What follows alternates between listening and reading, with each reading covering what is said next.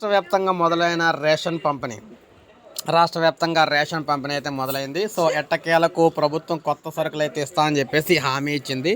అయితే హామీ మళ్ళీ అడియాసలుగానే అయితే ఉందన్నమాట. సో కొత్త సరుకులు అయితే ఇస్తామని కేవలం బియ్యం, పంచదార ఇది మాత్రమే కాకుండా సో అడిషనల్గా 2 రకాల సరుకులు ఇస్తామని చెప్పారు. అందులో కందిపప్పు ఒకటి, తర్వాత ఏమో మనకి రాగిపిండి ఒకటి, ఇటువంటి అయితే ఇస్తామని చెప్పేసి చెప్పారన్నమాట.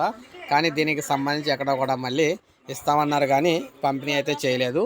జస్ట్ మామూలుగా రేషన్ పంపిణీ అయితే మామూలు రేషన్ అయితే పంపిణీ అయితే చేయడం అయితే జరిగింది తప్ప మిగిలిన అయితే పంపిణీ అయితే చేయట్లేదు అనమాట. సో ఏదేమైనా మనం చూసుకుంటే మార్చి నెలకు సంబంధించి మార్చి రేషన్ ఏదైతే ఉందో ప్రజెంట్ అయితే రాష్ట్ర వ్యాప్తంగా పంపిణీ అయితే చేస్తూ ఉన్నారనమాట.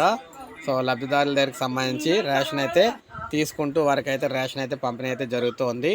రాష్ట్ర వ్యాప్తంగా రేషన్కి సంబంధించి రేషన్ కార్డు ధరలందరూ కూడా సో రేషన్ షాపులకు అయితే వెళ్ళి రేషన్ అయితే తెచ్చుకుంటూ ఉన్నారు.